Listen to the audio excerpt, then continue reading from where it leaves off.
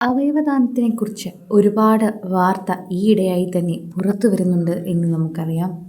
ആ ഒരു വാർത്തയെക്കുറിച്ചാണ് ഇപ്പോൾ വീണ്ടും പ്രേക്ഷകർക്ക് സംസാരിക്കാനുള്ളത്.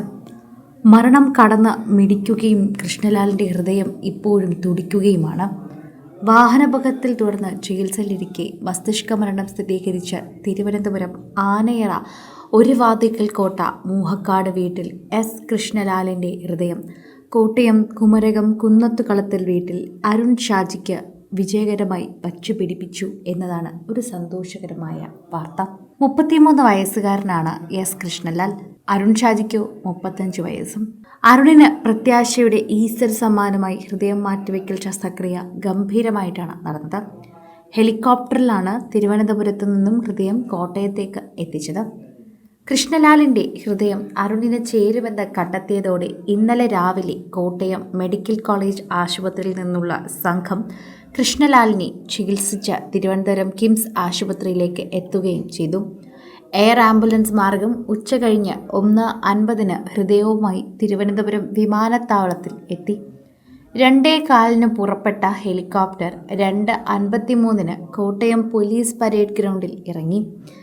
3:05 ഹൃദയം കോട്ടയം മെഡിക്കൽ കോളേജിലേക്ക് ആംബുലൻസ് മാർഗം എത്തിക്കുകയും ചെയ്തു. വൈകിട്ട് 7:00 ശസ്ത്രക്രിയ കഴിഞ്ഞത്.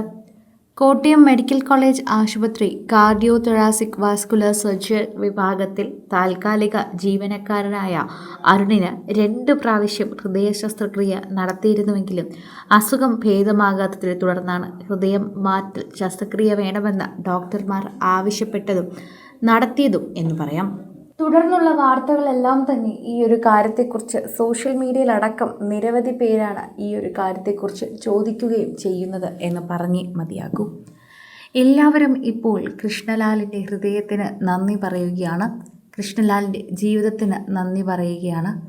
ജീവിച്ചു തുടങ്ങിയതേ ഉണ്ടായിരുന്നുള്ളൂ.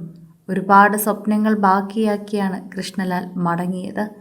അതും ഇതിനൊരു കാര്യം തന്നെയാണ് എന്ന് പറയണം.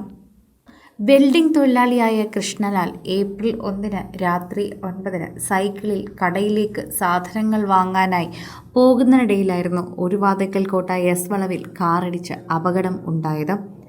അച്ഛൻ്റെ പേര് സുരേഷ് കുമാർ എന്നാണ്. അമ്മ പരേതയായ മഹിള. 2 സഹോദരിമാരുണ്ട്. സുമം, സുരേഖ എന്നിവരാണ് സഹോദരിമാർ. ഇപ്പോൾ അദ്ദേഹത്തിൻ്റെ ചിരി കാണുമ്പോൾ ഒരിക്കലും അറിഞ്ഞിരുന്നില്ല എന്നാണ് കൂട്ടുകാർ ഉൾപ്പെടെ പലരും പറയുന്നത്. അവൻ്റെ ചിരി കണ്ടുകൊണ്ട് നിൽക്കാൻ ഞങ്ങൾക്കാർക്കും ആകുന്നില്ല. എപ്പോഴും ചിരിച്ച മുഖമാണ്. കുടുംബത്തിന് വേണ്ടി അഘോരാത്രം പ്രയത്നിച്ച ഒരു യുവാവാണ്. സ്വന്തം ജീവിതത്തിനേക്കാൾ ഉപരി കുടുംബത്തിന് വേണ്ടി തന്നെയാണ് അദ്ദേഹം കൂടുതലും നിന്നിട്ടുള്ളത്. എടുത്തു പറയേണ്ട കാര്യമാണത്. ഒപ്പമുള്ളവർക്ക് എല്ലാവർക്കും അറിയാം എന്തുമാത്രമാണ് അദ്ദേഹത്തിന് കുടുംബം പ്രിയപ്പെട്ടതെന്ന്. അതും നമ്മളിപ്പോൾ സോഷ്യൽ മീഡിയയിലടക്കം തന്നെ കാണുന്ന ഒരു വാർത്തയാണ് എന്ന് തന്നെ പറയുന്നു. സിനിമ, ഫാഷൻ, ലൈഫ് സ്റ്റൈൽ വാർത്തകൾക്കായി മലയാളി ലൈഫ് സബ്സ്ക്രൈബ് ചെയ്യൂ. ലേറ്റസ്റ്റ് അപ്ഡേറ്റ്സിനായി ബെൽ ബട്ടണും അമർത്തുക.